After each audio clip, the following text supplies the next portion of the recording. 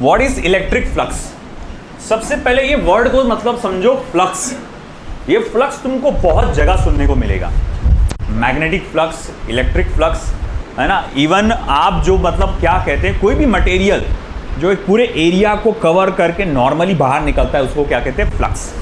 जैसे आप जो मॉर्निंग में टूथपेस्ट आप प्रेस करते हैं तो उसमें से पेस्ट बाहर निकलता है ना, एक मैटर रहता, पूरे एरिया को कवर करता और नॉर्मली बाहर निकलता। कभी आपने देखा है कि वो आगे जाके ग्रेविटी के असर से नीचे झुक जाएगा, बट वो जब आप प्रेस करते हैं तो वो नॉर्मली इस तरह से बाहर निकलता है। That is called as flux. कोई भी मटेरियल। अब यहां पर किस मटेरियल की बात चल रही है? इलेक्ट्रिक फील्ड की। तो भाई अब मान लो तुम्हारे सामने एक एरिया है, कोई भी एरिया है, मेटल का एरिया हो सकता, कोई भी चीज का एरिया होगा। अब इसमें से इलेक्ट्रिक फील्ड पास हो रही है। अब कितनी इलेक्ट्रिक फील्ड नॉर्मली, मतलब सरफेस पे कैसा आना चाहिए? नॉर्मल। ये सरफेस है, इसको कैसा आना चाहिए? Normal, perpendicular. तो कितना सरफेस पे से नॉर्मली बाहर निकलता है तो उसे हम लोग कहते हैं इलेक्ट्रिक फ्लक्स। तो मैं इसको डिफाइन ऐसा करूंगा, the total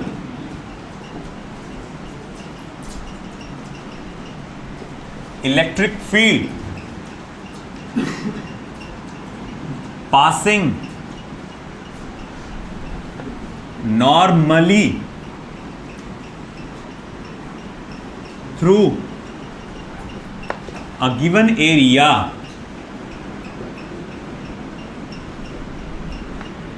is called as electric flux। इसे हम लोग क्या कहते हैं बेटा? इलेक्ट्रिक फ्लक्स कहते हैं। The total electric field passing normally through a given area is called as electric flux. ठीक है ना। अब ऐसा है कि देखो, मान लो यहां से इलेक्ट्रिक फील्ड इंटेंसिटी आ रही है, ओके। इसका स्ट्रेंथ एट दिस पॉइंट ई है, ये पर्टिकुलर एक पॉइंट है, ओके। यहां पर इसकी स्ट्रेंथ कितनी है बेटा? ई है। यहां पे मैं एक एरिया कंसिडर कर लेता हूं, मैं इमेजिन करके चलता हूं, ये पूरी की पूरी इलेक्ट्रिक फील्ड इस एरिया को इस तरह से परपेंडिकुलरली नॉर्मली ऐसे चीरते हुए जा रही है कि नहीं? तो मैं ये जानना चाहूंगा कि यहां से कितनी इलेक्ट्रिक फील्ड है जो पूरी जा रही होंगी। तो मैं बोलूंगा, देख एक पर यूनिट एरिया पे कितनी इलेक्ट्रिक फील्ड होती है? तो बोले ई।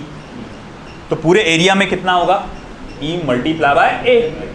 तो उसी को हम लोग क्या कहते हैं? Electric flux.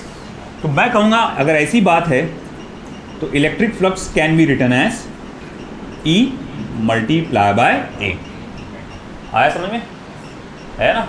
तो हम लोग ने क्या देखा कि अगर यहाँ पर नॉर्मली बाहर निकल रही है इलेक्ट्रिक फील्ड नॉर्मली, तो वहाँ पर इलेक्ट्रिक फ्लक्स का फॉर्मूला E इंटू ए रहेगा।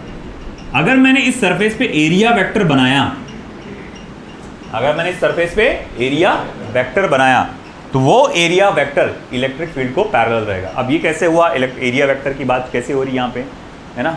जैसे मान लो कोई भी अगर आप ऑब्जेक्ट देखते हैं, उसका सरफेस एरिया देख रहा हूँ अगर मैं, ये एक सरफेस है ना, ये एक सरफेस है। मान लो ये छोटा सा सरफेस इधर भी है, इधर भी है, इधर भी है, इधर भी है। तो सरफेस एरिया जो है वो एक वेक्टर क्वांटिटी है। ये है इसके सामने का सरफेस, राइट साइड का, ये इसके लेफ्ट साइड का सरफेस, ये है ऊपर का सरफेस, ये है सामने का सरफेस और ये है पीछे का सरफेस। हम अपनी लैंग्वेज में राइट, लेफ्ट, ऊपर, नीचे, आगे, पीछे बोलते हैं। मैथमेटिक्स के लैंग्वेज में वही बोलते हैं कि अपन नहीं, ये डायरेक्शन क्या होता है? x plus X minus X plus Y minus Y plus Z minus Z, है ना। अब इलेक्ट्रिक फील्ड ऐसी जा रही, इलेक्ट्रिक फील्ड ऐसी जा रही और इस एरिया में से बाहर निकल रही, इस एरिया में से बाहर निकल, एंटर तो यहाँ से हुई मगर इस एरिया में से बाहर निकल। अब अगर मुझे निकालना है कि इसमें से कितना इलेक्ट्रिक फ्लक्स बाहर निकला तो क्या करना पड़ेगा? इसमें से पास होने वाली इलेक्ट्रिक फील्ड और इसका एरिया, इसका, हाँ, जिसमें से बाहर निकल रहा है वो, उसको मैं क्या करूँगा? मल्टीप्लाई करूँगा, वो सामने आ गया। अगर आपने नोटिस किया होगा इसका area vector, sir area vector कैसे आता? सरफेस पे आपको परपेंडिकुलर बनाना पड़ता सरफेस पे आपको परपेंडिकुलर। देखो जैसे आपने कहा था ना कि एक्स एक्सिस का है, ये सामने का है या एक्स एक्सिस के सामने का है, तो देखो ये मैंने परपेंडिकुलर बनाया। मान लो ये एरो बना हुआ है, ये जो ब्लू पेन है, ब्लू है ना हेड है जो उसके ऊपर, वो एरो है, ये इंडिकेट कर रहा है direction, positive direction of X axis. Indicate क्या कर रहा है? Positive direction of X axis indicate कर रहा है कि हाँ भैया वो पॉजिटिव डायरेक्शन में है। इसका डायरेक्शन, किसका डायरेक्शन है? एरिया का। तो एरिया वेक्टर कभी भी सरफेस पे कैसा बनाया जाता है? परपेंडिकुलर। एरिया वेक्टर कभी भी सरफेस पे कैसा बनाया जाता है? परपेंडिकुलर यानी नॉर्मल। ये भी एरिया वेक्टर है, आप देख सकते हैं positive direction of Y axis की तरफ आ रहा है। ये भी एरिया वेक्टर है, negative direction of X axis. Area vector negative direction of Z, नहीं sorry Y, positive direction of Z, negative direction of Z. आया समझ में? तो तुमने क्या नोटिस किया कि एरिया वेक्टर, गौर से सुनना, मेरे वर्ड्स पे बहुत गौर से सुनना, area vector, area vector electric field को parallel, area vector electric field को पैरेलल, पैरेलल है ना ये लाइन, ये ब्लू कलर का जो पेन है इलेक्ट्रिक फील्ड की लाइन को पैरेलल है कि नहीं है ना? जैसे ये ए कैप इलेक्ट्रिक फील्ड को पैरेलल है कि नहीं है? एरिया वेक्टर है ना। मगर इलेक्ट्रिक फील्ड सरफेस एरिया को परपेंडिकुलर, सरफेस एरिया को परपेंडिकुलर है, एरिया वेक्टर को पैरेलल है। समझ में आ रही है ये बात? सरफेस एरिया बोले तो ये जिसमें मैं हाथ घुमा रहा हूं, इलेक्ट्रिक फील्ड ऐसी आ रही मेरी फिंगर्स। अब मुझे बताओ, ये तुमको नहीं लग रहा कि ये परपेंडिकुलर है आपस में? सरफेस एरिया, एरिया वेक्टर क्या होता है? इस पे परपेंडिकुलर बनाते हैं। ये वो है वेक्टर जो डायरेक्शन बताता है एरिया का। ये सरफेस एरिया इस साइड का है। तुमको नहीं लग रहा कि ये वाले ब्लू पेन और मेरे फिंगर्स आपस में पैरेलल है? तो क्वेश्चंस में ये हमेशा ध्यान में रखना कि एंगल किसके साथ का दिया हुआ है। ये बोला गया है कि इलेक्ट्रिक फील्ड लाइंस जो है परपेंडिकुलर है किसको? सरफेस एरिया को। Electric field lines perpendicular normal है किसको? सरफेस एरिया को, मगर पैरेलल है किसको? एरिया वेक्टर को। अगर ऐसा सिचुएशन होता है तो कोई खास बात नहीं, आपके इलेक्ट्रिक फ्लक्स का फॉर्मूला कुछ ऐसा ही लिखा जाएगा। मगर अगर मान लो सिचुएशन कुछ ऐसी है, बोले कैसी? थोड़ा सा मैं एरिया वेक्टर को थोड़ा सा टेढ़ा बना लेता हूं, ठीक है?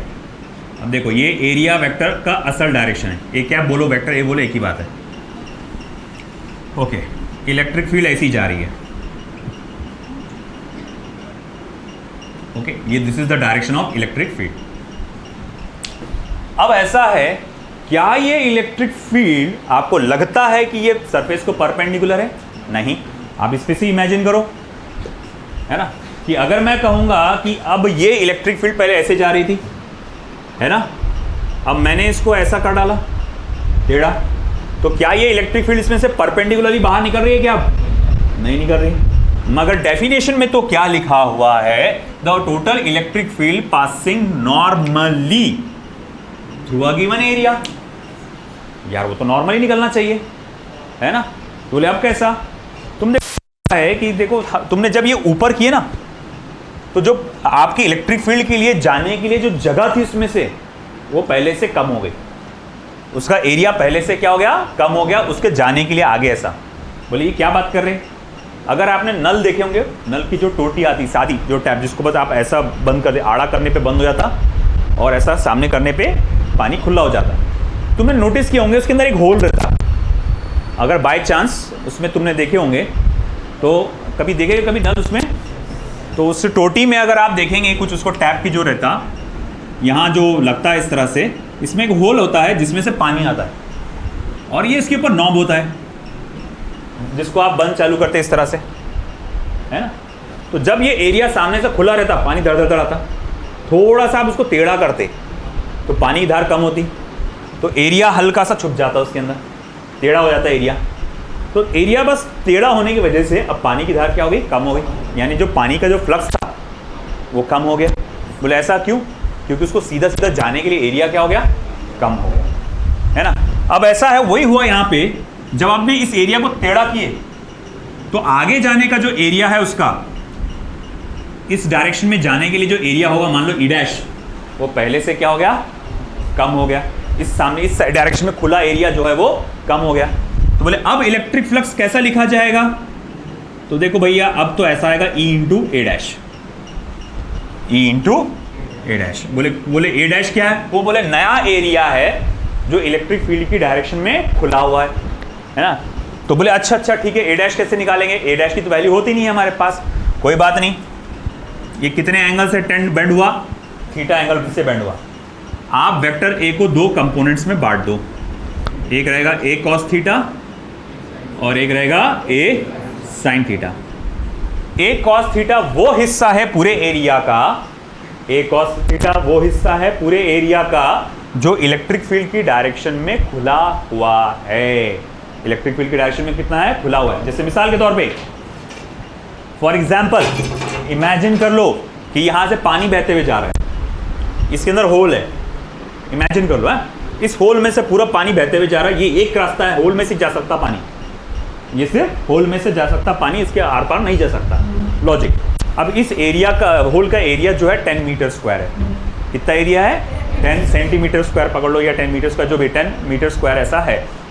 अब तुमको मालूम है कि जब मैं इसको ऐसा टेढ़ा कर दूंगा, अब पानी के लिए जाने के लिए जो एरिया है वो पहले से क्या हो जाएगा, कम हो जाएगा। अब मैं बोलूँगा ठीक है मैंने ऐसा घुमा दिया, मैंने 60 डिग्री के एंगल से घुमाया। कितने के एंगल से घुमाया, 60 डिग्री के एंगल से घुमाया। तो बोले अच्छा ठीक है, आपने 60 डिग्री के एंगल से घुमाए, तो बोले अब एरिया कितना खुला है पानी का जाने के लिए, तो भैया ई या वाटर का जो भी फ्लक्स होगा मल्टीप्लाई बाय नया वाला एरिया जो रास्ते के लिए खुला है, वो कितना है, ए कॉस 60 है ना, ए कॉस 60। अब अरे एरिया वेक्टर, मुझे एक बात बताओ, एरिया वेक्टर ऐसा था ना, पूरा इधर बोलो, ये क्या बोलना चाह रहा, इधर खुला हुआ एरिया, इधर साइड में एरिया है, तुमने टेढ़ा कर दिया ना। मैं पूछूंगा अच्छा टेढ़ा करने से ये एरिया किधर आ गया, ये इधर है, सामने है, या आड़ा है पूरा का पूरा, ये पूरा आड़ा है, सॉरी क्या बोलेंगे इसको, पूरा जेड एक्स, सॉरी कौन सा जेड ही है ना, पूरा जेड पर है कि पूरा एक्स पर है, ये बीच में है ना, पूरा एक्स है ना पूरा जेड। मैं पूछूंगा पूरा खुला है या पूरा बंद है, ना खुला हुआ है ना बंद। अरे नल की टोटी जो थोड़ी बारीक कर देते आप, मैं बोलूँगा पूरी खुली है टोटी, पानी पूरा खुला है उसके लिए, या पूरा बंद है, नहीं बीच का सेक्शन है, तो बोले बीच का हिस्सा है। तो बोले भैया ठीक है ना, तो एरिया कितना खुला है पानी के फ्लो के लिए, इस डायरेक्शन में एरिया है, मगर इस डायरेक्शन में फ्लो होता पानी का, उसकी डायरेक्शन में कितना है, तो बोले आपने कितने एंगल से बेंड किए, 60 डिग्री। तो भैया फिर आप बोलेंगे इस डायरेक्शन में कितना खुला हुआ है, तो बोले एरिया का कंपोनेंट बनाओ, एक इधर वाला एक इधर वाला है ना, तो इधर वाला क्या आएगा, ए कॉस 60, साइन वाले का कोई काम नहीं, मारो गोली इसको, ये कितना आएगा, ए कॉस 60, ए कॉस 60, कॉस 60 कितना था, 1/2, एरिया कितना था 10 मीटर स्क्वायर, तो 10 multiply by 1/2 that is 5 metre square, यानी आधा एरिया खुला है। अगर आधा एरिया खुला है यानी पहले के मुकाबले आधा पानी जाएगा, और इसीलिए नल की धार जो है बारीक होगी। वही खेल आपका इलेक्ट्रिक फील्ड के साथ है ना, समझ में आया कि नहीं, इलेक्ट्रिक फील्ड जा रही थी ऐसी, तुमने एरिया को टेढ़ा कर दिए थीटा एंगल से। अब इस रास्ते में कितना एरिया खुला है, तो ए कॉस थीटा खुला है, ए डैश जिसको हम लोग बोलने वाले हैं ए कॉस थीटा। तो बोले फिर या ऐसे सिचुएशन में इलेक्ट्रिक फ्लक्स क्या आएगा, ए cos theta, E into A cos theta. आया समझ में। तो इस सिचुएशन में मैं इलेक्ट्रिक फ्लक्स जो है इस तरह से कैलकुलेट करूंगा। अगर एरिया वेक्टर पैरेलल नहीं है, अगर एरिया वेक्टर पैरेलल नहीं है इलेक्ट्रिक फील्ड के साथ, तो मैं ये लिखने के बजाय क्या लिखूंगा, ए कॉस थीटा। वैसे ये जनरल फॉर्मूला है, आप ये लिख डालो, बाद में चेक करो कि एरिया वेक्टर पैरेलल है या नहीं है। इन केस अगर पैरेलल निकल गया, थीटा की वैल्यू 0 आ जाएगी, क्योंकि ई और ए दोनों सेम डायरेक्शन में आ जाएंगे, है कि नहीं। और कॉस 0 क्या होता है 1, और अपने आप ये फॉर्मूला बन जाएगा। तो इसीलिए ई ए कॉस थीटा को क्या बोला जाता है, जनरल फॉर्मूला। फिर आपको शायद याद हो, ये जाना पहचाना लग रहा, बोले कैसा, अरे vector A dot vector B को क्या लिख सकते हैं आप, A into B cos theta, पढ़े कि नहीं पढ़े। Vector A dot vector B को A into B cos theta लिख सकते। अगर ऐसी बात है तो मैं यहाँ इसको ऐसा भी लिख सकता हूँ, vector E dot vector A. आई बात समझ में, ठीक है। अभी हुआ नहीं मामला, रुको पहले एक साथ देखो फिर लिखते बैठना। अब अगर मान लो ये तो पूरा का पूरा एरिया दिया गया था ना आपको, अब मान लो कोई एक क्लोज बॉडी है आपके पास, कोई भी एक रैंडम शेप की क्लोज बॉडी है, मैं एक इस तरह से एक छोटा सा सरफेस एरिया कंसिडर करता हूँ, इसका डायरेक्शन है इधर, सरफेस एरिया का वेक्टर ds है ना, सरफेस एरिया इस तरफ डायरेक्टेड है और इलेक्ट्रिक फील्ड जो है ऐसी जा रही है,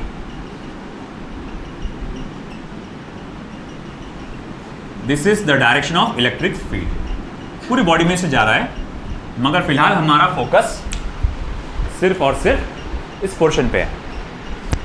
ये एरिया और ये इलेक्ट्रिक फील्ड सेम डायरेक्शन में है क्या? एरिया वेक्टर और इलेक्ट्रिक फील्ड सेम डायरेक्शन में है क्या? नहीं, ये तिरछा भाग रहा।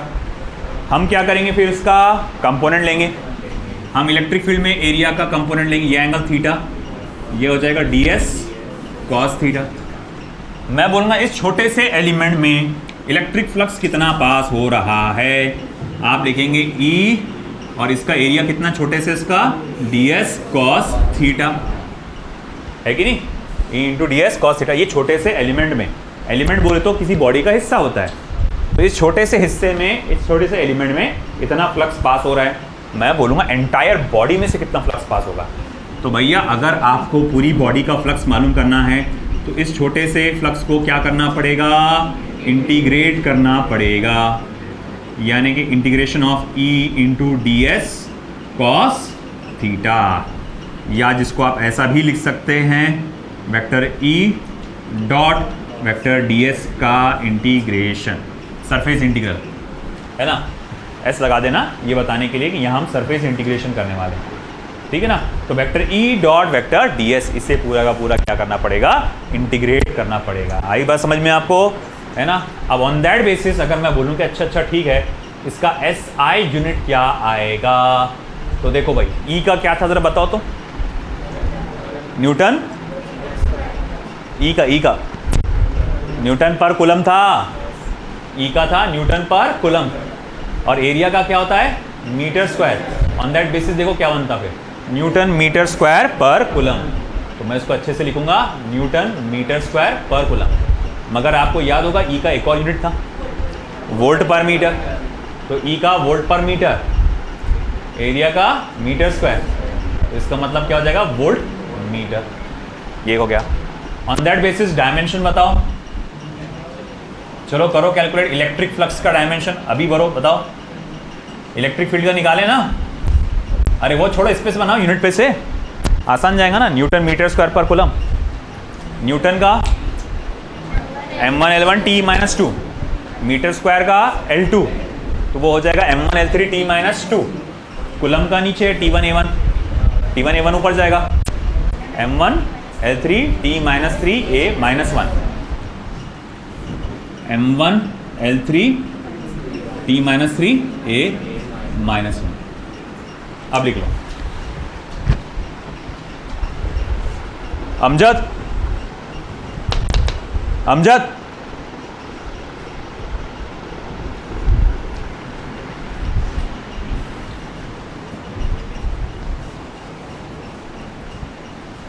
इधर का सेक्शन हो गया लिखना आपका, डेफिनेशन ये सब शुरू किए। 2 मिनट दे रहा हूँ इधर का हिस्सा कंप्लीट करने, पानी पिए तक के हो जाना, क्वेश्चन लिख देते अब तक के मैं।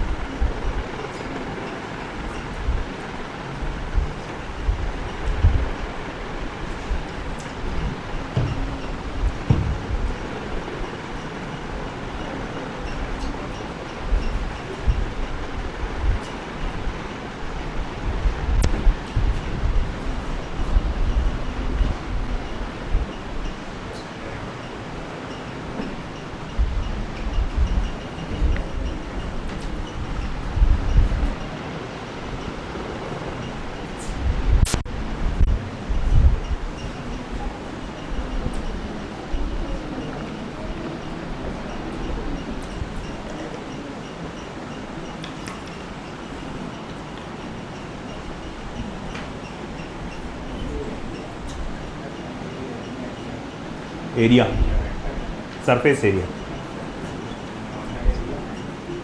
मैं उसको नहीं बोलते, सूडो वेक्टर बोलते एरिया को,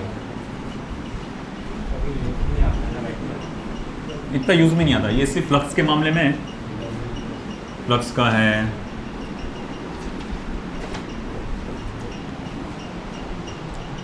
चलिए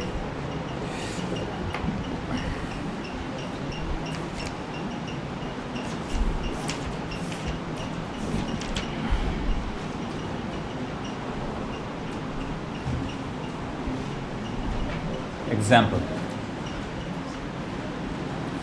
consider an electric field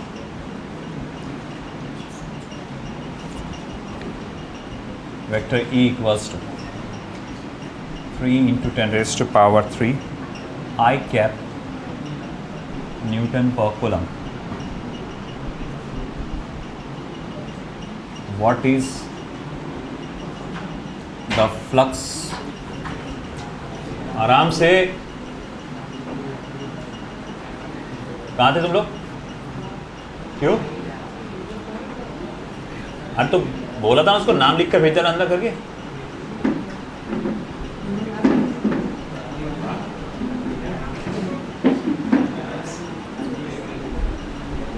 इधर आ जाओ, तू उधर जा, ये इधर आ जा।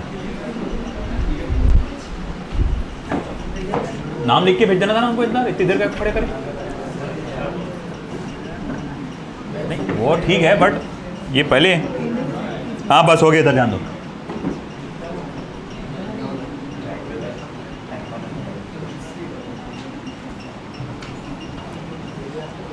स्क्वायर है, not space. Square of side 10 centimetre, comma, if the normal to its plane make 60-degree angle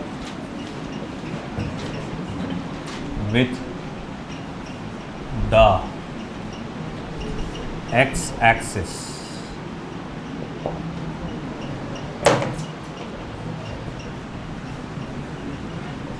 एक इलेक्ट्रिक फील्ड है जिसका डायरेक्शन जो है एक्स एक्सिस पे purely 3 into 10 raised to power 3 I cap newton per coulomb. मैं इसका सिर्फ magnitude लिखता हूँ, भले ही वो वेक्टर फॉर्म में दिया हुआ है, मगर मैं इसका सिर्फ मैग्नीट्यूड लिखूंगा क्योंकि मुझे उसका ही काम है। सिर्फ 3 into 10 raised to power 3 newton per coulomb. वो जा रहा है, पास हो रहा है कहाँ से बेटा? एक स्क्वायर से, जिसका साइड कितने का है? 10 सेंटीमीटर का है। तो एरिया कितना होगा? 100 सेंटीमीटर स्क्वायर, यानी 100 into 10 raised to power -4 metre square, यानी कि 10 raised to power -2 metre square. If the normal to its plane, उसके प्लेन पे जो नॉर्मल बनाया गया यानी area vector, make 60 degree angle with the X axis, मतलब थीटा की वैल्यू क्या बोला हुआ बेटा? 60 डिग्री। देखो कई बार भटकाने के लिए वो क्या करता मालूम क्या? वो इलेक्ट्रिक फील्ड और सरफेस के बीच का एंगल देता। अक्सर हुआ ऐसा कि उसने डायरेक्शन किसके बीच के दिया? Electric field. गौर से सुन लो बेटा मेरी बात, इलेक्ट्रिक फील्ड और सरफेस के बीच का भी एंगल देता और हम लोग वो एंगल लेके सॉल्व कर डालते। गौर से देखना वो एंगल किसका दिया हुआ है, सरफेस और इलेक्ट्रिक फील्ड है या सरफेस और नॉर्मल है, सॉरी इलेक्ट्रिक फील्ड और नॉर्मल है। तो हमें इलेक्ट्रिक फील्ड और नॉर्मल के बीच का एंगल चाहिए होता है 60 degree.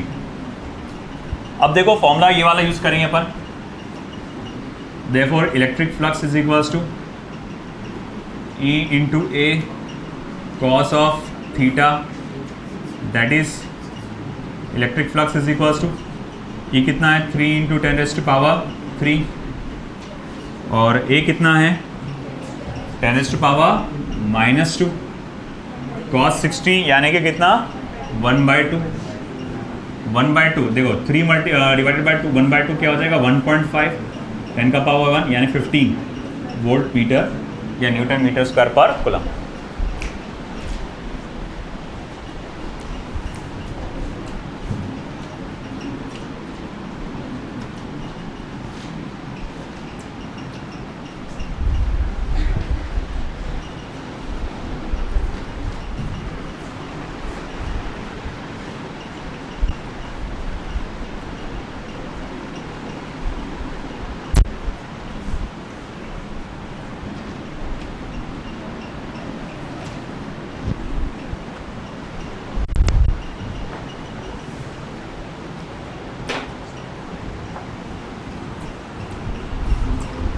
Next,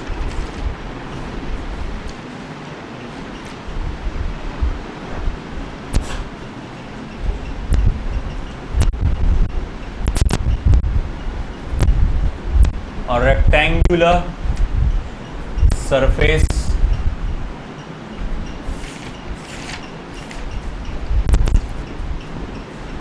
of side 10 centimeter and 15 centimeter is placed inside a uniform electric field of 25 Newton per coulomb, comma, such that normal to the surface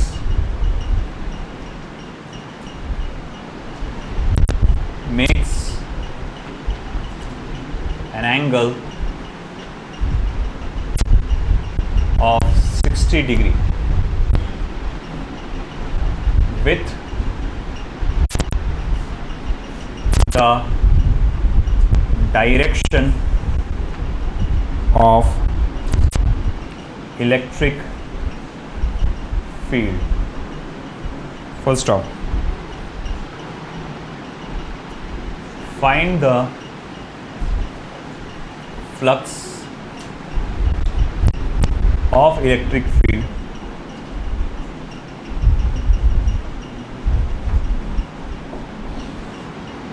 through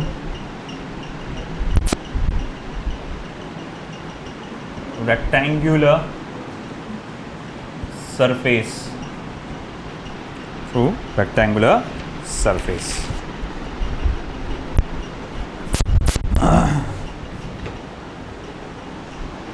चलिए, क्या क्या दिया हुआ है? एक रेक्टेंगुलर सरफेस दिया है जिसका एक साइड 10 सेंटीमीटर का है, दूसरा साइड 15 सेंटीमीटर का है। तो लेंथ और ब्रेथ दी गई है जिससे आप उसका क्या निकाल सकते हैं? एरिया। तो भाई बोलेंगे एरिया आएगा क्या? The area will be 10 centimetre multiply by 15 ही है ना centimetre, that will be 150 centimetre square, यानी 150 इंटू 10⁻⁻⁴ मीटर स्क्वायर।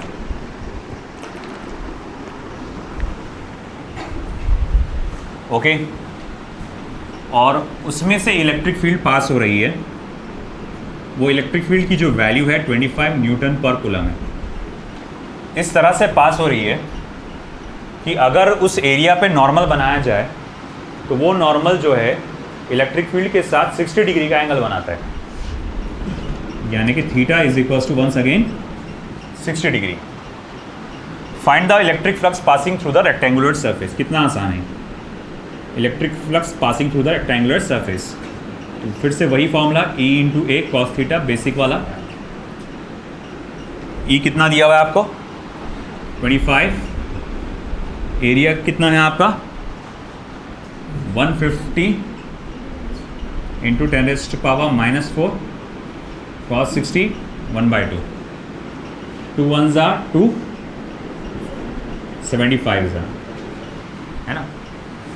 चलिए अब बताइए ज़रा कितना आएगा फिर? 25 मल्टीप्लाई बाय 75 कितना होगा?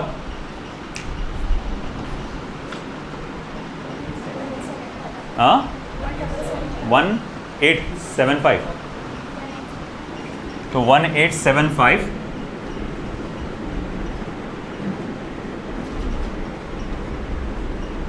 या 18.75 10⁻⁻² बोल सकता हूँ ना मैं। 1875 10 का पावर -4 आएगा, -2 से मल्टीप्लाई कर दूंगा तो ये 18.75 Newton metre square per coulomb. This is your answer.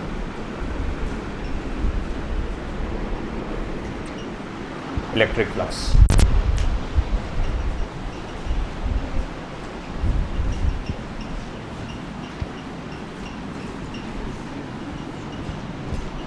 Next,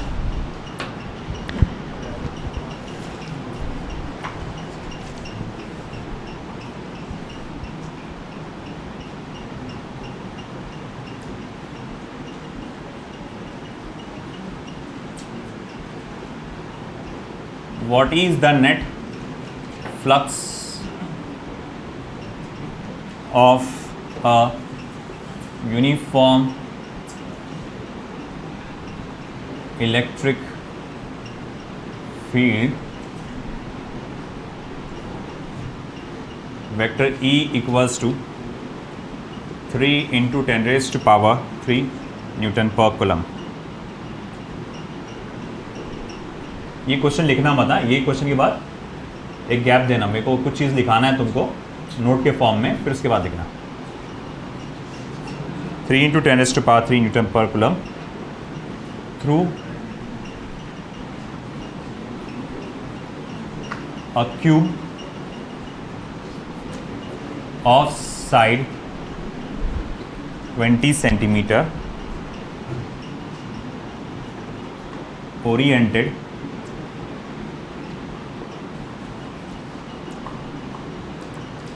that its side of it that its faces are parallel to the coordinate planes।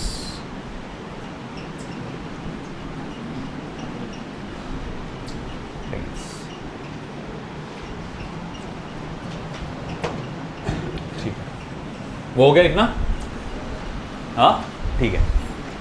अब देखो अगला पॉइंट जो मैं आपसे कहना चाह रहा हूँ, अगर ये एक बॉडी कंसिडर करेंगे हम लोग और इसमें इलेक्ट्रिक फील्ड एंटर हो रही है ना, अब इसमें जितना भी इलेक्ट्रिक फील्ड या इलेक्ट्रिक फ्लक्स एंटर होगा उतना बाहर भी निकल जाएगा, जितना एंटर हुआ उतना बाहर निकल जाएगा।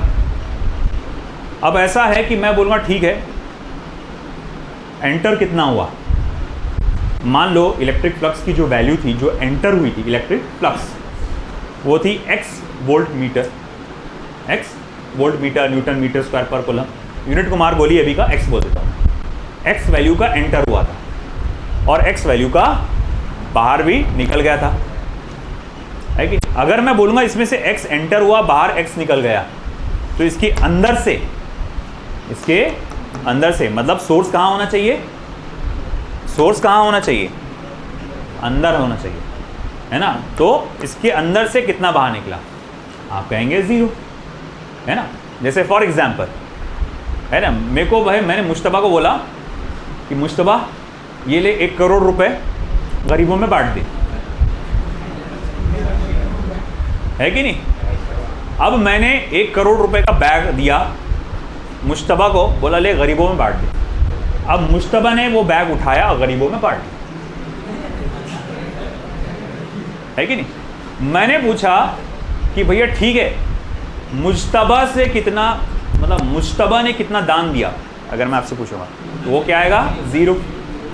जो उसने दिया उसको मेरे पास से मिला था, उसका 1 रुपया भी दान में नहीं दिया उसने, वो पूरा 1 करोड़ रुपया मैंने दिया था। समझ में आ रहा नहीं। तो ये सोर्स इसका क्या है, थ्रू इट वो क्या है, 0। अगर कोई क्लोज बॉडी होती है, गौर से सुनो, क्लोज बॉडी उसमें से जब इलेक्ट्रिक फ्लक्स पास होता है, तो पूरी बॉडी को अगर पकड़ा जाए, तो इलेक्ट्रिक फ्लक्स क्या होता है, 0। हाँ, मगर अगर मैं बॉडी के सिर्फ थोड़े सरफेस को पकड़ता हूँ, ये सामने का सरफेस, ये पीछे का सरफेस, तो इसमें इलेक्ट्रिक फ्लक्स क्या हो रहा है, एंटर हो रहा है। जब कभी भी किसी बॉडी पे इलेक्ट्रिक फ्लक्स एंटर होता है, गौर से सुने, जब कभी भी किसी बॉडी पे इलेक्ट्रिक फ्लक्स एंटर होता है तो वो निगेटिव माना जाता है। क्यों, बताता हूँ थोड़ी देर में। और जब कभी किसी बॉडी में से इलेक्ट्रिक फ्लक्स बाहर निकलता है, ये सरफेस में से बाहर निकल रहा ना, तो इस सरफेस में से सरफेस की बात कर रहा अभी मैं, सिर्फ पूरी बॉडी की बात नहीं कर रहा। बॉडी के अंदर फ्लक्स एंटर हो रहा है, इस सरफेस पे, सिर्फ इस सरफेस पे इलेक्ट्रिक फ्लक्स कैसा रहेगा, निगेटिव। यहाँ से बॉडी से बाहर निकल रहा है, तो इस सरफेस पे इलेक्ट्रिक फ्लक्स कैसा होगा? पॉजिटिव। अब ऐसा क्यों? इलेक्ट्रिक फील्ड का डायरेक्शन ऐसा है। अब अगर एरिया वेक्टर का डायरेक्शन बनाऊंगा तो कहाँ आएगा? ऑपोजिट आएगा। फिर ई ए कॉस ऑफ थीटा लेते ना अपन, वो कॉस थीटा की जगह थीटा की वैल्यू क्या आ जाएगी? 180 डिग्री, और कॉस 180 क्या होता? -1। और इसी कारण से जब कोई एंटर होता तो उसका एरिया वेक्टर ऑपोजिट डायरेक्शन में आएगा, इसीलिए इलेक्ट्रिक फ्लक्स क्या होता है? वो नेगेटिव। अब अगर किसी बॉडी में से इलेक्ट्रिक फ्लक्स बाहर निकल रहा और अगर मैं इस सरफेस को स्टडी कर रहा हूँ, सिर्फ इस सरफेस को स्टडी कर रहा हूँ, तो मैं बोलूँगा इसमें से निकलने वाला इलेक्ट्रिक फ्लक्स पॉजिटिव क्यों होता? क्योंकि इलेक्ट्रिक फील्ड ऐसी है, हाँ है। इस पर निकलने वाला एरिया वेक्टर भी ऐसा है, हाँ है। तो इलेक्ट्रिक फील्ड और एरिया वेक्टर के बीच का एंगल कितना हुआ? 0। cos 0 क्या होता? 1, पॉजिटिव होता। तो इलेक्ट्रिक फ्लक्स का फॉर्मूला क्या हो जाएगा? E × A। आया समझ में? तो इतना याद रखना, अगर बात पूरी बॉडी की चल रही है, अगर बात पूरी बॉडी की चल रही है तो ओवरऑल बॉडी पे गुजरने वाला ओवरऑल बॉडी से इमर्ज होने वाला इलेक्ट्रिक फ्लक्स क्या रहेगा? 0। और बॉडी के अंदर एंटर होने वाला सामने के सरफेस पे इलेक्ट्रिक फ्लक्स क्या रहेगा? माइनस में रहेगा। और बॉडी से बाहर निकलने वाला बाहरी सरफेस इलेक्ट्रिक फ्लक्स पॉजिटिव रहेगा। ठीक है, तो लिखिए। अब मैं नोट करके लिखो, हेडिंग उसके नीचे आगे नोट, और मैं जो बोल रहा हूँ वो लिखो, ये प्रॉब्लम के नीचे नोट करके लिखो, है ना। For a close surface, for a closed body, sorry, not surface, for a closed body,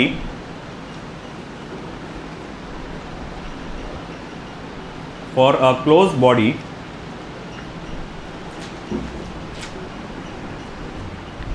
the electric flux entering the body is taken as negative. For a closed body, the electric flux entering the body is taken as negative.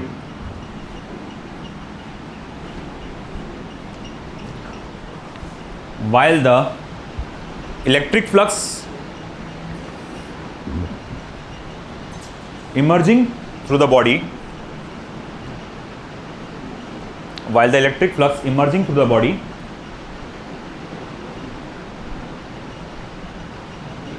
while the electric flux emerging through the body is taken as positive, is taken as positive. और the electric flux emerging through the body is taken as positive. आगे paragraph बना के लिख डालो। Electric flux passing through the entire body, electric flux passing through the entire body will be 0. Electric flux passing through the entire body, है ना, emerging होना चाहिए था। Electric flux emerging through the entire body is 0, क्योंकि जितना उसने अंदर दिया उतना बाहर भी निकल गया, तो उसके पास से क्या गया? बॉडी के पास से कुछ नहीं गया, है कि? तो 0। खैर next,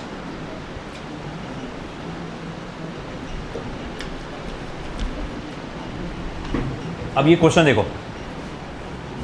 What is the net flux of a uniform electric field vector E equals to 3 × 10⁻³ Newton per coulomb through a cube of side 20 cm oriented such that its faces are parallel to the coordinate planes. मान लो कि ये आपका coordinate plane है, ये x axis है, ये आपका y axis है और ये z एक्सिस है, और यहाँ पर एक रखा गया है क्यूब।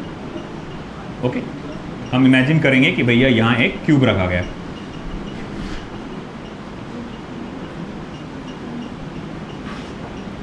ठीक है, देखो जरा, अब ऐसा है कि इसके फेसेस पैरेलल है टू द कोऑर्डिनेट प्लेन, है ना। कोऑर्डिनेट प्लेन जैसे कि देखो, अगर मैं मान लूँ कि ये x एक्सिस है, ये y एक्सिस है और ये z एक्सिस है, तो ये जो प्लेन है, ये दीवार इधर की x और y के बीच में आती है, तो एक्स वाई प्लेन, ये कौन सा हो गया? Sorry, Y Z plane, y और z के बीच में आती है तो वाई जेड प्लेन। ये कौन सा हो गया? x और y के बीच में आता तो एक्स वाई प्लेन। ये x और z के बीच में आता है एक्स जेड प्लेन, ये भी एक्स जेड प्लेन है, ये भी एक्स जेड प्लेन है। ये वाई जेड, ये भी वाई जेड। ये एक्स वाई और सामने वाला भी एक्स वाई। अगर कोई बॉडी ऐसी रखी हुई है, देखो एग्जैक्ट ऐसा, इसके फेसेस देखो ये पैरेलल है ना इसको, कोऑर्डिनेट प्लेन को, है कि? अगर मैं ऐसा करूँ थोड़ा सा तो अब ये पैरेलल है क्या? नहीं है, इधर जा रहा, वो तो इधर जा रहा है ना। तो वो बोला कि ऐसा रखा हुआ है एक बॉडी को, क्यूब को, जिसका एक साइड कितने का है? 20 सेंटीमीटर का। अब जाहिर बात है एक इलेक्ट्रिक फील्ड के बारे में बताया गया है जिसकी वैल्यू है 3 × 10⁻³ न्यूटन पर कूलम। वो इस तरह से इसमें से पास हो रही है। तो इसने क्या बोला है कि भाई पता लगाओ कि पूरी बॉडी में से कितना इलेक्ट्रिक फ्लक्स बाहर निकलेगा, क्यूब में से। क्या लगता है कितना निकलेगा बाहर? क्वेश्चन पढ़ो। What is the net electric flux through a cube? पूरे क्यूब के बारे में पूछा उसने, किसी एक साइड के बारे में पूछा गया? पूरा क्यूब, अरे बॉडी है ना पूरी, जितना एंटर हुआ उतना बाहर निकल गया, तो कितना पास हुआ उसमें से? 0, है कि नहीं? तो मैं बोलूंगा यहां पर the net electric flux through the cube is 0। कुल मिला के पूरा का पूरा इलेक्ट्रिक फ्लक्स पूरी बॉडी में से कितना हो जाएगा? 0। That's it. Next question.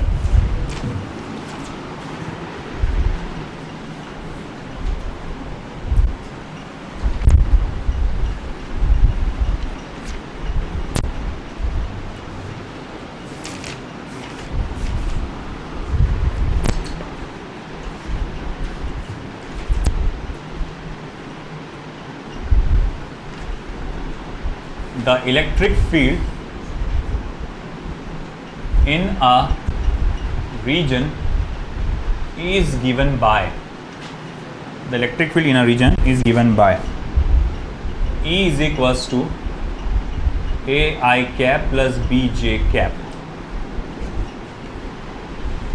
Here A and B are constants. A और बी क्या है बेटा? कॉन्स्टेंट्स है। Find the net flux passing through the square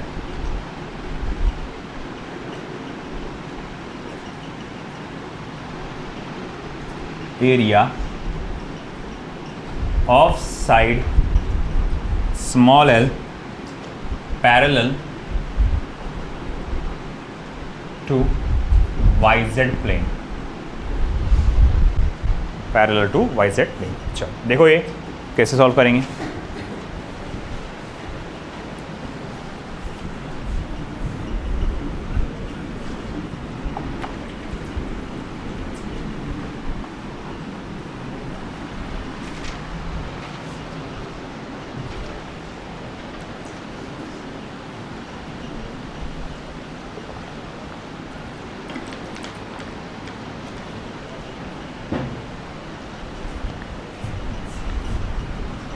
तो इलेक्ट्रिक फील्ड एक किसी रीजन में इस तरह से दी जाती है, ठीक है? तो इलेक्ट्रिक फील्ड आपको वेक्टर फॉर्म में दिया गया है। That's correct. चलो इलेक्ट्रिक फील्ड लिख लेते हैं। Vector E is equals to AI cap plus BJ cap, okay, newton per coulomb. A और बी कांस्टेंट दिया हुआ है। एरिया से स्क्वायर से वो पास हो रहा है और स्क्वायर का एरिया साइड L दिया हुआ है, तो एरिया क्या हो जाएगा? L²। एरिया क्या हो जाएगा? L²। साथ ही साथ ये भी बताया कि वो एरिया कौन से प्लेन में आता है? YZ plane. मतलब कौन सा? ये दीवार का, ये YZ प्लेन होगा ना। अगर ये YZ प्लेन है, एरिया उसका ऐसा आया है ना YZ प्लेन में, तो भैया इसका एरिया वेक्टर किधर आएगा? Positive direction of X axis. तो अगर मैं इसको वेक्टर फॉर्म में लिखूंगा तो तुमको नहीं लगता यहाँ आई कैप लगाना चाहिए आपको? बात समझे क्या? आई कैप कैसे पता चला? उसने बोला ना YZ प्लेन में है, नॉर्मल जोड़ दिया परपेंडिकुलर, वो डायरेक्शन कौन सी आ रही? Positive direction of X axis, इसीलिए आई कैप। चलो भाई ये दोनों वेक्टर फॉर्म में आ गए अपने पास। तो इलेक्ट्रिक फ्लक्स क्या होगा बेटा? Vector E dot vector A नहीं होगा? इनका डॉट प्रोडक्ट, अब डॉट प्रोडक्ट तो शायद अच्छे से आता ही होगा आपको। I cap coefficient, I cap वाले कोएफिशिएंट को मल्टीप्लाई करो तो क्या हो जाएगा, A into L square. This is electric flux volt per metre, volt metre sorry, not per metre, volt metre.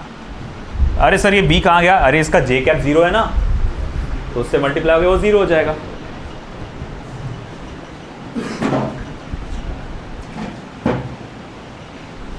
इधर का क्वेश्चन हो गया।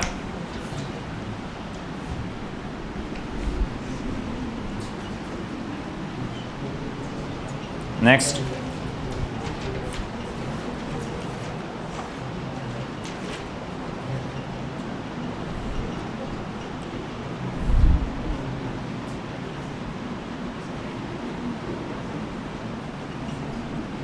the electric field in a region is given by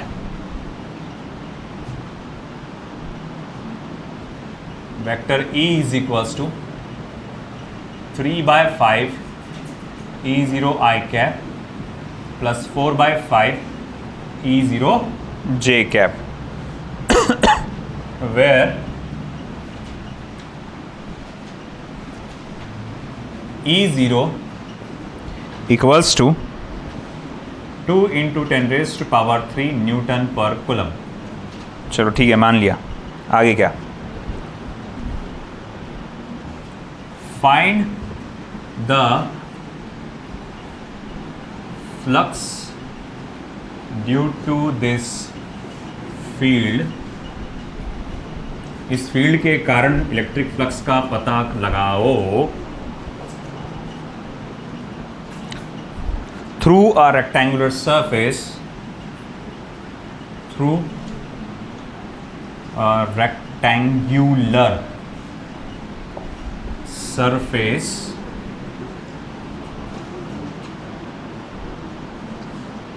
of area 0.2 meter square parallel to YZ plane, parallel to YZ plane.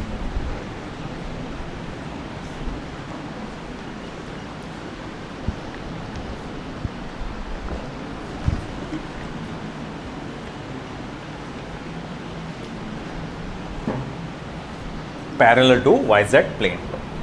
The electric field in a region is given by, ये formula आपको दिया गया है। Okay, चलो लिख लेते हैं यहाँ पे।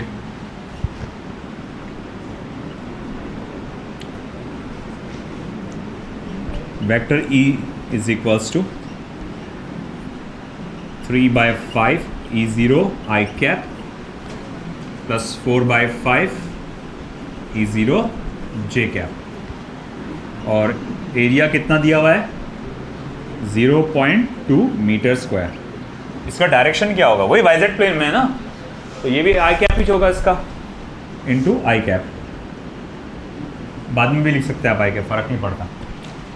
अब आपको इलेक्ट्रिक फ्लक्स निकालना है तो लेना पड़ेगा इन दोनों का डॉट प्रोडक्ट। जब डॉट प्रोडक्ट लेंगे तो आई कैप के कोएफिशिएंट्स मल्टीप्लाई होंगे, 3 by 5 into E0 multiply by 0.2। अच्छा ठीक है, 0.2 ये हो जाएगा 0.6 डिवाइडेड बाय 5 0.12, तो 0.12 इंटू E0 हो जाएगा, है ना। 3 by 5 को आप इससे करो मल्टीप्लाई, ये 0.12 हो जाएगा, है ना। 3 मल्टीप्लाई बाय 0.2 क्या होता है, 0.6 होता है, और 0.6 डिवाइडेड बाय 5, है ना, यानी 0.2 से मल्टीप्लाई करो तो 0.12, that is equals to E0। तो अगर ऐसी बात है तो इलेक्ट्रिक फ्लक्स की वैल्यू क्या आएगी, 0.12 को आप मल्टीप्लाई करो E0 की वैल्यू से, दैट्स इज 2 इंटू 10⁻³ तो फिर इलेक्ट्रिक फ्लक्स कितना हो जाएगा 0.24, यानी 240 बोल सकता मैं, है ना, Newton metre square per coulomb. आया समझ में।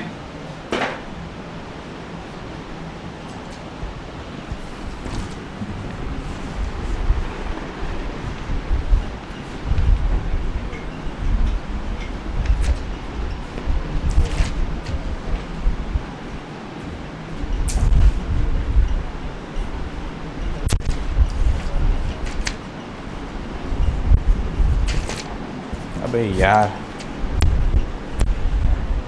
a cylinder is placed in a uniform electric field. एक सिलेंडर को रखा गया है एक uniform electric field vector E में with X axis parallel to the field, with its axis होगा, with its axis, with its axis parallel to the field. Full stop. Find the total electric flux through the cylinder. है ना, cylinder में से पास होने वाले total electric flux को calculate करो। Total बोला वैसे तो बिना डिटेल में लिखे आप डायरेक्ट उसका आंसर बता सकते हो।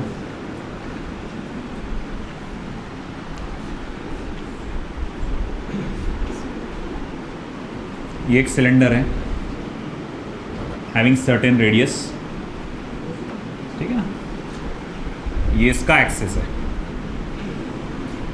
सिलेंडर का एक्सेस है, इलेक्ट्रिक फील्ड ऐसी पास हो रही है।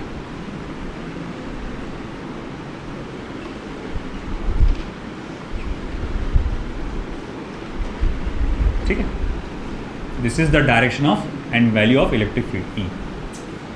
अब ऐसा है, सिलेंडर के कितने सरफेस हैं? 3 सरफेस है। एक इसका ये साइड का बेस, एक उधर साइड का बेस और एक ऊपर का कर्व्ड सरफेस, ये 3 सरफेस है इसके। तो हम तीनों सरफेस के ऊपर इलेक्ट्रिक फ्लक्स जो है वो देखेंगे।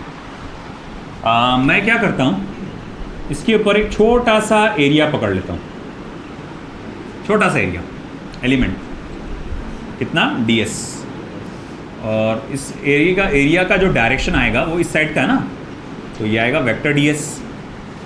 बोले ये सब कैसे समझा? नहीं बोले आप ये पकड़ लो सिलेंडर इसको, हालांकि सिलेंड्रिकल शेप नहीं है, यहाँ पर थोड़ा वो आ गया। इमेजिन कर लो कि थोड़ा एक कर्व्ड सरफेस है।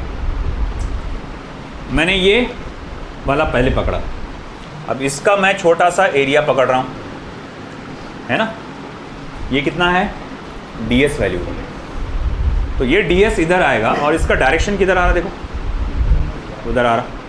वैसे एक छोटा सा एरिया अगर मैं यहाँ पर भी पकड़ लूँ तो इसका डायरेक्शन इधर आएगा, है ना। और अगर मैं ऊपर वाले इस पे कर्व सरफेस छोटा सा एरिया पकड़ रहा हूँ तो इसका एरिया वेक्टर का डायरेक्शन किधर आएगा, ऊपर आएगा। कोई भी पकड़ो, यहाँ पकड़ो, यहाँ पकड़ो, यहाँ पकड़ो, कोई भी चलेगा, ऐसा नहीं कि ऊपर वाली पकड़ना है। ये मगर डायग्राम बनाने में आसान है, ये वाला ये 3D में आएगा, नहीं जमेगा, तो इसीलिए ये वाला पकड़ा। तो देखो ये बात को ध्यान में रखूँगा मैं। यहाँ पर इलेक्ट्रिक फील्ड की वैल्यू क्या है, ई है, और साथ ही साथ इलेक्ट्रिक फ्लक्स आप देख सकते हैं इधर जा रहा है, ये अंदर एंटर हो रहा है इलेक्ट्रिक फ्लक्स। तो मैं कहूँगा ठीक है भैया, टोटल इलेक्ट्रिक फ्लक्स जो एंटर हो रहा है फाई इन, वो कितना आएगा, integration vector E dot vector ds cos of 180 degree, cos of 180 degree, है ना, कॉस ऑफ 180। बोले ऐसा क्यों? अब देखो यहाँ इस जगह पे इलेक्ट्रिक फील्ड कितनी है, ई है, इस छोटे से एलिमेंट का एरिया कितना है, वेक्टर ds है, इलेक्ट्रिक फील्ड इधर जा रही, एलिमेंट का एरिया वेक्टर इधर जा रहा, एंगल कितना आएगा 180 डिग्री, तो इसीलिए कॉस ऑफ 180 डिग्री। आपने ये एलिमेंट की बात की, अगर ये पूरे सरफेस की बात करूँ तो मैं ये पूरा इतना, है ना, जैसे कि मैं बोलूँगा कि ये तो सिर्फ एलिमेंट की बात चल रही थी, अगर ये पूरे ढक्कन, ये जो इतना सरफेस है उसमें से कितना इलेक्ट्रिक फ्लक्स बाहर निकल रहा, तो उसके लिए मुझे क्या करना पड़ेगा, इंटीग्रेशन। तो मैं वो इंटीग्रेशन किया, ठीक है। सिमिलर टू दैट मैंने यहाँ का एक एरिया कंसिडर किया, है ना, और यहाँ पर उसका एलिमेंट बनाऊंगा, एलिमेंट्री एरिया बनाऊंगा, डायरेक्शन वेक्टर ds। अब अगर मैं बोलूँगा ठीक है भैया, वो जो सरफेस पे आपने निकाला है तो वहाँ का इलेक्ट्रिक फ्लक्स कितना आएगा, vector E dot vector D S, vector E dot vector D S. अब बताओ तो इलेक्ट्रिक फील्ड और वेक्टर डी एस के बीच का एंगल कितना आ रहा, 90 डिग्री है ना। तो या ओह सॉरी, वेक्टर अगर लिख दे रहा तो ये कॉस नहीं लिखते अपन, वेक्टर में लिखे तो फिर कॉस नहीं लिखते, अगर स्केलर फॉर्म में लिखना पड़ता है, सॉरी, कॉस ऑफ 90 डिग्री। ठीक है, अब इसकी बात पकड़ते हैं, बाहर वाला, यहाँ से इलेक्ट्रिक फील्ड बाहर निकल रही है ना, इसका एक छोटा सा एरिया पकड़ो, vector D S, electric field और vector D S same direction में है, वो फ्लक्स जो बाहर नहीं कर रहा है वो है, तो फिर E into D S not vector यार, कॉस ऑफ 0। ओके चलो ठीक है, इन सबको ऐड कर डालो, क्योंकि फाई नेट जो होगा वो होगा phi in plus phi surface plus phi out. ये कितना होगा, आप कहेंगे minus integration E into D S होगा, क्योंकि कॉस 180 कितना होता है -1, तो माइनस साइन इधर आ गया। ये कितना होगा, ये तो 0 हो जाएगा, कॉस 90 0 होता है, और ये होगा प्लस ई इंटू डी एस, है ना। फिर आप बोलेंगे अरे माइनस ई इंटू डी एस प्लस ई इंटू डी एस, तो ये क्या हो जाएंगे, कैंसिल। फिर क्या पता चला, नेट इलेक्ट्रिक फ्लक्स क्या हो जाएगा आपका 0। आया समझ में, है ना। वैसे तो अपन मालूम ही था बॉडी में से जा रही पूरी, तो वैसे ही 0 हो रहा है ना, मगर इसमें अक्सर क्वेश्चन जो पूछे जाते हैं पूरे बॉडी का नहीं पूछता, अक्सर कभी ये सरफेस का पूछता, कभी ये सरफेस का पूछता, और ज़्यादातर ध्यान से सुनो, सबसे ज़्यादा जो क्वेश्चन पूछा जाता है, शायद आपको डीपीपी में मिलेगा, शायद आपको मॉड्यूल में भी मिलेगा, शायद आपको टेस्ट पेपर्स में भी मिलेगा, सबसे ज़्यादा जो पूछा जाता है कर्व्ड सरफेस का, किसी कर्व्ड सरफेस में से कितना फ्लक्स बाहर निकला। तो कर्व्ड सरफेस में से कितना फ्लक्स बाहर निकला, 0, क्योंकि एंगल देखो कर्व्ड सरफेस की सरफेस एरिया की 90 डिग्री है ना। लिखो,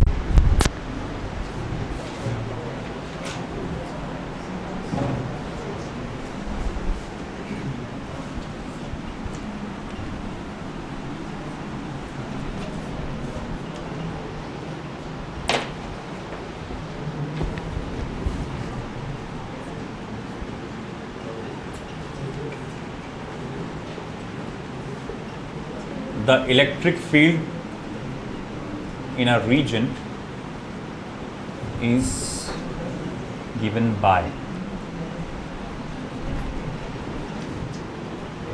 vector E is equals to E0 upon A xi cap.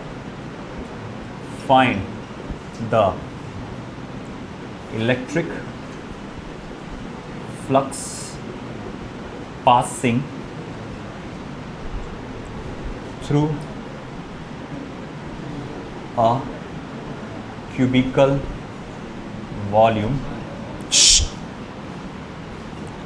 bounded by surface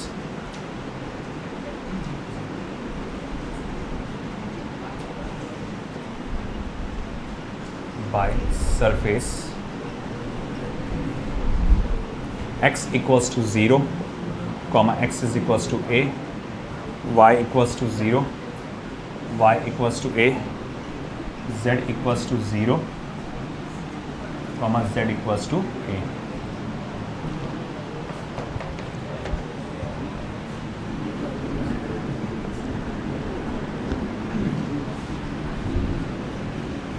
पहला चैलेंज, क्वेश्चन को समझ के डायग्राम बनाना। इलेक्ट्रिक फील्ड है जिसकी वैल्यू दी गई है, जिसका डायरेक्शन दिया गया है। एक बहुत इंपॉर्टेंट बात देख के पता ये चल रही है कि इलेक्ट्रिक फील्ड कांस्टेंट नहीं है। एक्स नजर आया आपको, E0 और A तो कांस्टेंट है, मगर एक्स वेरिएबल है। मतलब क्या, जैसे जैसे एक्स के साथ वैल्यू आगे, एक्स की वैल्यू आगे आगे बढ़ते जाएगी, इलेक्ट्रिक फील्ड की वैल्यू भी बढ़ते जाएगी। अगर एक्स 0 हो गया तो इलेक्ट्रिक फील्ड भी 0 हो जाएगी। ठीक है, अच्छा ये इलेक्ट्रिक फील्ड पास हो रही है किससे पास हो रही है, क्यूबिकल वॉल्यूम से, यानी एक क्यूब से पास हो रही है। अब उसने बताया क्यू के एडजेस क्या है ना, एक उसका एक्स का कोऑर्डिनेट क्या है 0 है ना, और एक दूसरा एक्स का कोऑर्डिनेट क्या है a।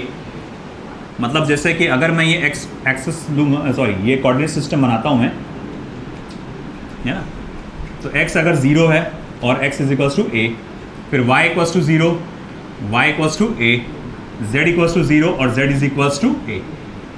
तो इस तरह से अगर मैं बनाऊं, ये कुछ इस तरह से बनेगा क्यूब।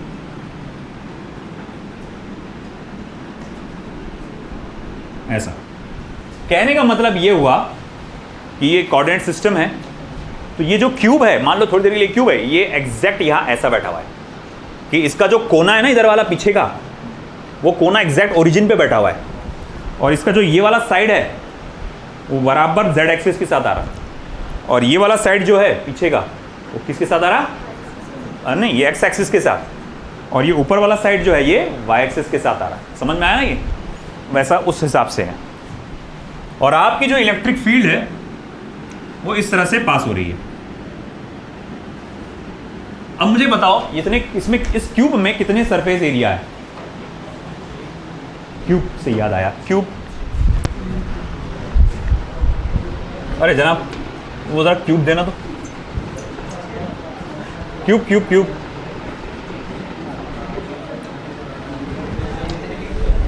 अपने पास क्यूब है ना? हाँ देखो ये जो क्यूब है, ओके, इसकी कितने सरफेस एरिया है? 6। ये इन वाला इलेक्ट्रिक फील्ड ऐसा आएगा, यहां से आउट है ना, ये बाकी के साइड वाला सरफेस। देखो एक बात है, जो इलेक्ट्रिक फील्ड आएगा वो सीधा एक्स एक्सिस पे ट्रैवल कर रहा है। वो कहाँ ट्रैवल कर रहा है? एक्स एक्सिस पे। तो वो इस साइड से एंटर होगा, ये वाले साइड से एंटर होगा, ये इन वाला सरफेस है, और यहाँ से इलेक्ट्रिक फ्लक्स बाहर निकलेगा। इसमें से कितना फ्लक्स बाहर जाएगा? कुछ भी नहीं, क्योंकि इसका एरिया इलेक्ट्रिक फील्ड को कैसा है? परपेंडिकुलर है। एरिया वेक्टर ऐसा है ना, इलेक्ट्रिक फील्ड कैसा है? परपेंडिकुलर। जैसे ये यहाँ पर हुआ था सिलेंडर में, इलेक्ट्रिक फील्ड ऐसा है, area vector perpendicular. Electric field ऐसा है, area vector perpendicular. Electric field ऐसा है, area vector perpendicular. Electric field ऐसा है, इलेक्ट्रिक फील्ड परपेंडिकुलर। अगर एक ही बात है, अब तुमको ये समझ में आ गया, इस साइड से कोई भी इलेक्ट्रिक फ्लक्स पास नहीं होगा, जो भी पास होगा यहाँ से और यहाँ से। सबसे पहले इन में देखो कितना आ रहा, वो कैलकुलेट करेंगे, फिर आउट में कितना है वो कैलकुलेट करेंगे, और फिर टोटल वैल्यू को ऐड करेंगे। अब आप सोचेंगे सर क्यूब आया, क्यूब है, बॉडी पे से पास हो तो जीरो चूंगा ना आंसर, इस बार जीरो नहीं हो सकता। अरे ऐसा कैसे सर, पिछली बार तो आप बोले जीरो, कोई बॉडी, हाँ होता, इलेक्ट्रिक फील्ड यूनिफॉर्म होने पे। इलेक्ट्रिक फील्ड यूनिफॉर्म होने पे, अगर इलेक्ट्रिक फील्ड यूनिफॉर्म है तो जितना एंटर हुआ उतना बाहर निकला। अब यहाँ इलेक्ट्रिक फील्ड यूनिफॉर्म है क्या? शुरू में बोला मैंने वेरिएबल है, तो बोले अब कैसा? तो चलो फोकस करेंगे, इन कितना है, आउट कितना है। तो देखो भाई,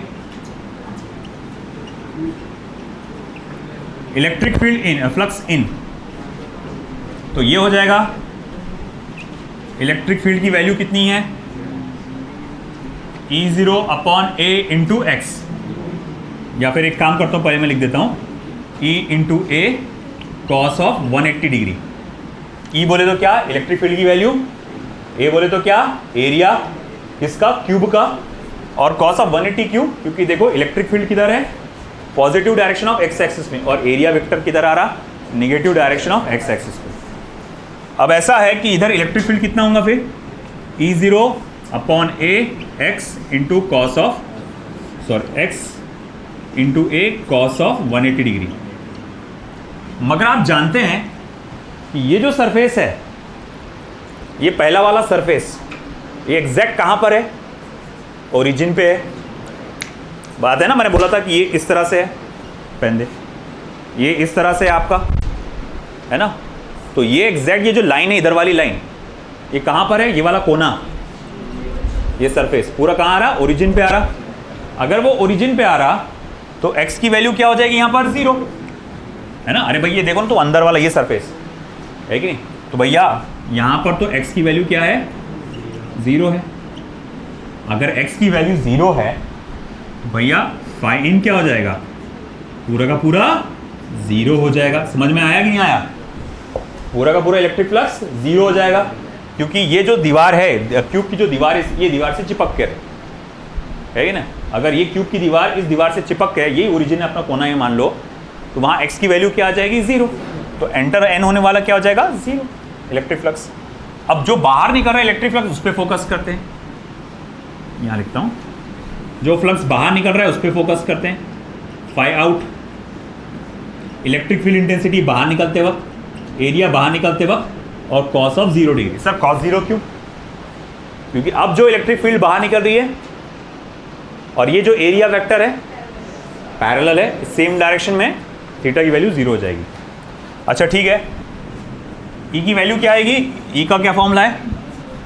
E0 अपॉन ए एरिया, सॉरी एक्स भी लिखना बाकी है ना, एक्स इंटू एरिया। एरिया कितना आएगा इसका?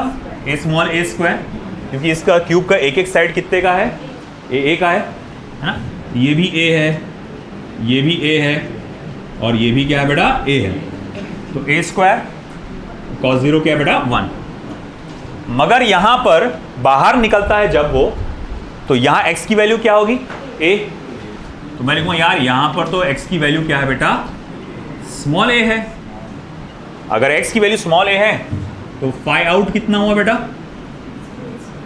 E0 upon small a multiply by x की जगह डालो a, फिर ये a स्क्वायर, 5 मिनट, a गया तो फाई आउट कितना हो गया बेटा? E0 a square, and that's your answer. Sorry पूरा आंसर नहीं हुआ अभी, फाई आउट हुआ ये, अंदर कितना जा रहा ये और बाहर कितना जा रहा ये। और अब मैं बोलूंगा फाई नेट कितना रहेगा? फिर वो रहेगा phi in plus phi out, that is phi net is equals to क्या रहेगा? E0 a square.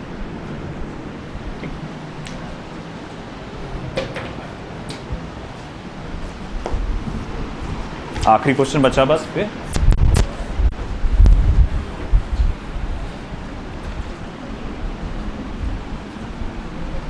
Same pattern का है, थोड़ा सा डिफरेंस है।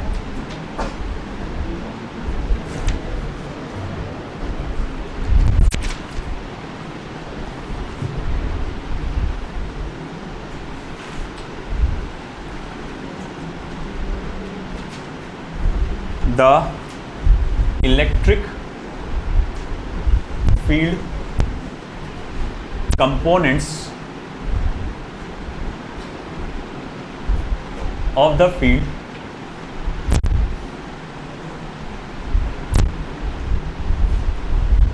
is as shown in figure.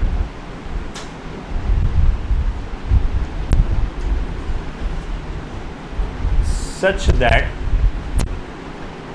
Ex is equals to alpha x का power 1/2, Ey equals to Ez equals to 0, in which alpha equals to 5 Newton per coulomb meter raised to power 1/2. Calculate the electric flux through the cube. Assume A equals to 1 meter.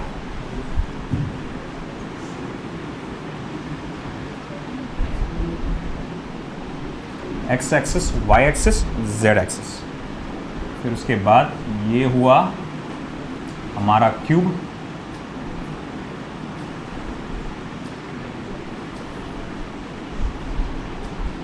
ये A है, ये भी A है, और ये भी H है।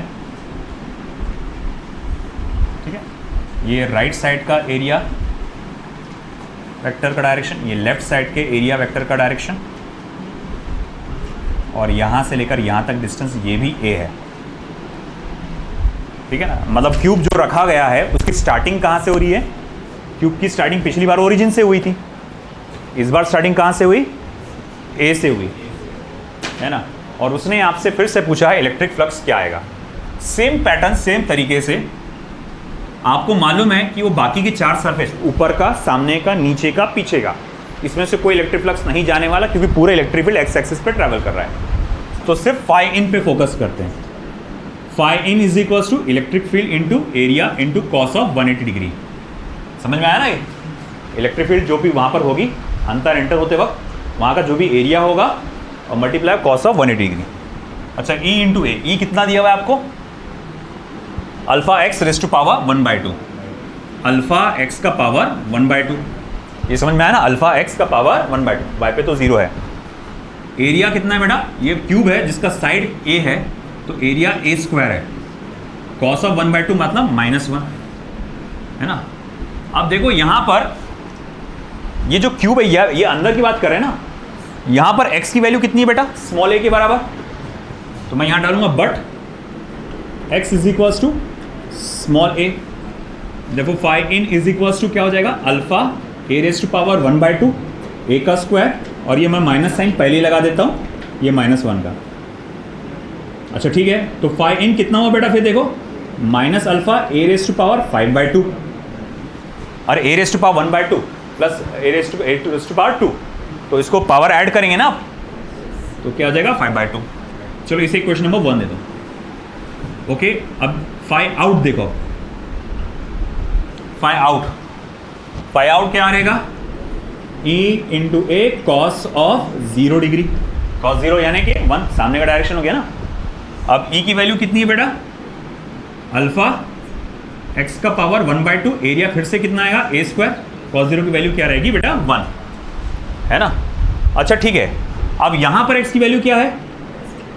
x की वैल्यू यहाँ पर कितनी बेटा? ट्वाइस है। अरे ये a ये भी a, तो ये वाला हिस्सा कितने का होगा? ट्वाइस a का होगा ना। अरे क्यूब जो है आपका ओरिजिन से a पे है, लंबाई क्यूब की a है, तो सामने वाला हिस्सा कितने का होगा? डबल हो जाएगा, ट्वाइस a। तो फिर अब फाई आउट अल्फा x का पावर मतलब ये हो जाएगा √2 a का पावर 5/2। अब ये कैसे आ गया? कि देखो इस बार 2 और a दोनों का पावर 1/2 आएगा। 2 का पावर 1/2 √2, a का पावर 1/2 और a का पावर 2 मिलकर पहले ही बना चुके अपन उसका, है ना वो। अब फाई नेट क्या आएगा? फाई नेट जो रहेगा phi in plus phi out, दोनों को ऐड करो। दोनों को ऐड करेंगे तो देखो इनका तो माइनस होने वाला है, इसमें कॉमन क्या है? देखो तो अल्फा है और a का पावर 5/2 है। अल्फा a का पावर 5/2 कॉमन हो जाएगा बाहर, वहाँ बचा √2 और यहाँ बचा -1। बात समझ में आई ना?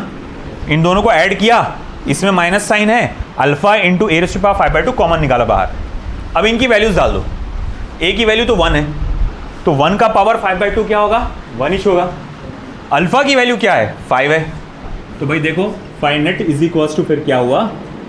5√2 -1, and this is your final answer. ठीक है, वक्त ज़्यादा हो चुका है।